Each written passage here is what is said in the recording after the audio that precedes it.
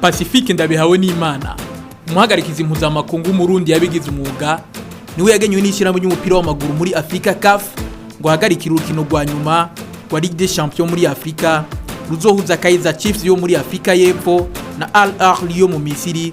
Urukino ruzoba kwigenekezo rya 17 mu Kakaro uwo mwaka wa 2021 mu gisagara ca Rabat muri Maroc.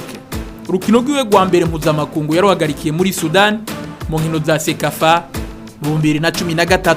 Ubwo nago rukaba rwamugururiye imiryango y'izindi nkino nyinshi mpuzamakungu agihagarikira n'ubu. Pasi nk'uko bamutazira bagenzi we yarahagarikiye inkino z'igikombe ca Afrika cy'abadashikana imyaka 20 muri Niger mu mwaka wa 2019 aho yagarikiye inkino zibiri Marikina na Ghana hamwe n'urukino rwa demi-finale Senegal ihura na Afrika y'Epfo. Haheze amezi make gusa yaciye yizegwa guhagarikira inkino z'igikombe ca Afrika z'abakuze muri uwo mwaka nyene mu Misiri aho yagarikira urukino rwahuje Benin na Guinea Bissau mu itsinda rya F.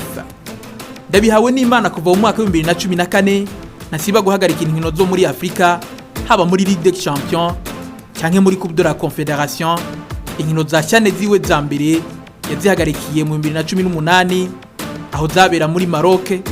Pacifique akaba yagarikira urukino rwahuje Congo na Burkina Faso asubirizo mu 2021 zabereye muri Cameroon aho yagarikira urukino rwa quart de finale rwahuje Maroc na Zambia. Inkino zo gukurakurana mu z'imigwi iserukira bihugu byo muri Afrika haba mu bakiri bato canke mu bakuze ntasiba gutuma ko kuva mu 2014 aho ntitwasize inyuma inkino zo mu karere Burundi buherereyemwo nizo muhiganwa rya hani wacu mu Burundi mu bikombe byose bihakinikwa.